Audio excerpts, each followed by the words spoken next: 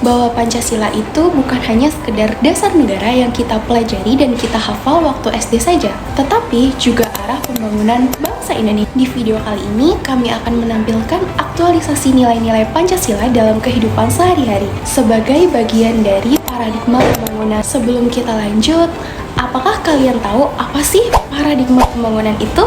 Paradigma sendiri berarti kerangka berpikir yang membentuk bagaimana cara kita memahami dan merespon dunia. Dalam konteks pembangunan, paradigma berfungsi sebagai landasan nilai, penentu arah, dan penyaring kebijakan agar pembangunan tidak kehilangan jati diri bangsa.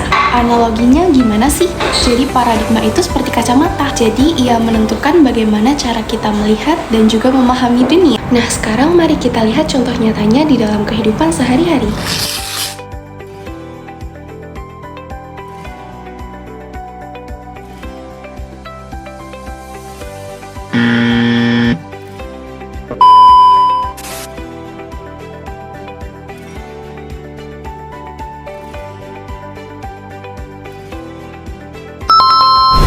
Nah, dari tayangan tadi kita bisa melihat betapa besar perbedaan ibadah yang dilakukan dengan cara kesungguhan dan juga ibadah yang dilakukan dengan cara yang keliru. Perbedaan ini bukan hanya soal gerakan atau bacaan, tetapi mencerminkan bagaimana kita menghayati nilai luhur dalam Pancasila, terutama sila pertama yaitu ketuhanan yang Maha Esa. Sila pertama menuntun kita untuk menempatkan nilai ketuhanan sebagai fondasi dalam aspek kehidupan. Di dalam beragama, sila pertama mengajarkan kita untuk khusyuk dalam beribadah, menjaga kesucian tempat ibadah, serta menghormati orang lain yang sedang beribadah. Nah, ketika kita bercanda atau tidak serius dalam menjalankan ibadah, artinya bukan hanya ibadah kita yang kehilangan makna, tetapi hal itu juga dapat mengganggu kekhusyukan orang lain dalam beribadah, juga merendahkan kesakralan tempat ibadah. Nah, sementara dalam kehidupan sosial budaya, sila pertama mengajarkan kita untuk hidup dalam toleransi umat beragama. Kita menghargai perbedaan cara beribadah,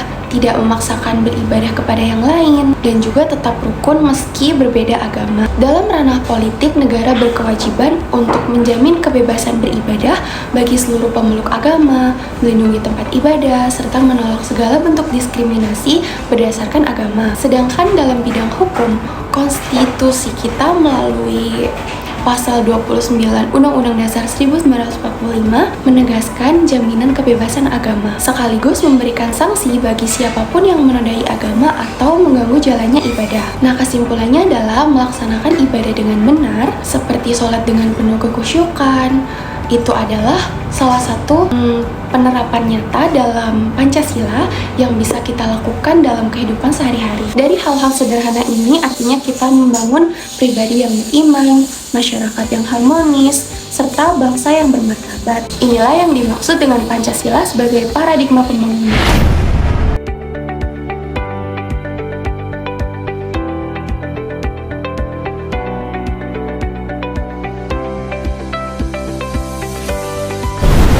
Di mana video tersebut berisi sekelompok mahasiswa yang sedang bekerja sama dalam membersihkan papan tulis dan merapikan meja.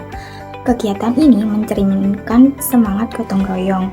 Gotong royong bukan hanya sekedar bekerja sama secara fisik, tetapi juga sikap saling membantu, menghargai, bertanggung jawab terhadap lingkungan sosial. Melalui kegiatan sederhana ini, terlihat bagaimana Pancasila menjadi paradigma pembangunan karakter masyarakat yang bukan hanya religius dan berkemanusiaan, tetapi juga bersatu, demokratis, dan berkeadilan. Semangat gotong royong yang ditunjukkan juga mempertebal rasa persatuan dan kesatuan. Ini membuktikan bahwa nilai-nilai Pancasila bisa dilakukan melalui tindakan kecil, namun berdampak besar.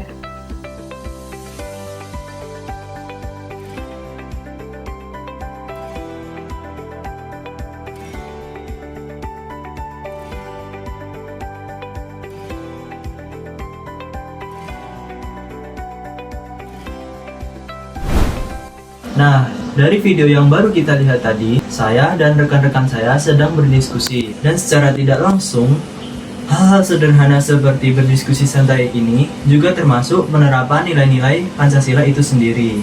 Dari sini kita dapat belajar bahwa penerapan nilai-nilai Pancasila tidak selalu dalam hal-hal yang besar, tapi juga bisa dimulai dari hal-hal sederhana seperti diskusi santai dengan saling menghargai, saling menghormati, tidak memaksakan pendapat, serta mengutamakan kebersamaan demi mencapai sebuah keputusan bersama.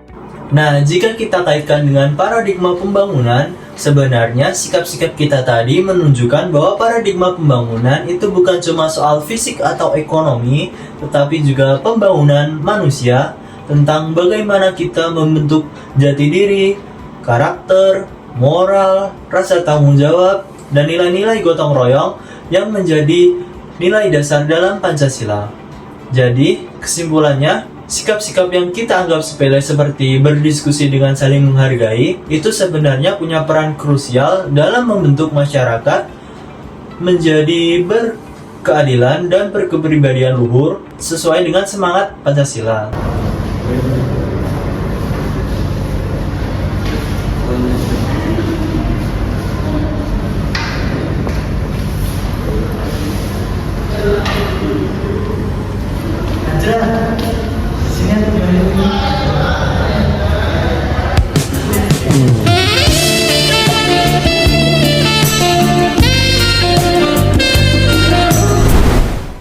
Adegan tadi menunjukkan penerapan dari sila kedua Pancasila, di mana kita sebagai rakyat Indonesia yang memiliki budi pekerti luhur selalu diajarkan untuk bersikap baik dan tolong-menolong terhadap sesama. Tentunya ketika ada teman, saudara, atau bahkan orang lain sekalipun yang membutuhkan pertolongan, kita harus sigap membantu. Mas, sama lagi Pak. Saya patah ini. Aduh, gimana sih Mas? Kita berapa sama lagi. Aku Mas, apa Mas? Seperti inilah salah satu paradigma pembangunan Pancasila di bidang masyarakat.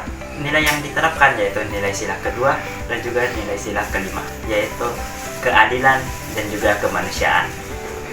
Dengan menerapkan kedua sila ini, masalah ini dapat selesai dengan adil tanpa main hakim sendiri. Dengan begitu, semuanya mendapatkan keadilan. Nah, setelah menonton video ini dari detik awal sampai detik sekarang, apa yang bisa disimpulkan? Pasti banyak sekali jawaban yang akan kalian keluarkan. Tapi untuk menyeragamkan kesimpulan tersebut, yaitu dengan memahami paradigma pembangunan dari Pancasila itu, kita dapat merasakan Pancasila itu hidup dan berbagai dampak dari Pancasila tersebut.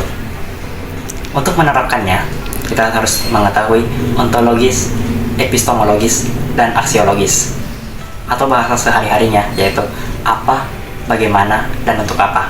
Dengan mengetahui apa, bagaimana, dan untuk apa Pancasila tersebut dalam menyelesaikan salah satu masalah, baik di bidang politik, sosial, budaya, bahkan teknologi, maka paradigma pembangunan dari Pancasila itu akan terasa. Dengan terasanya itu, Pancasila itu akan tetap hidup dan berikan dampak kepada kita dan juga lingkungan sekitar kita. Sekian dari kelompok kami, terima kasih.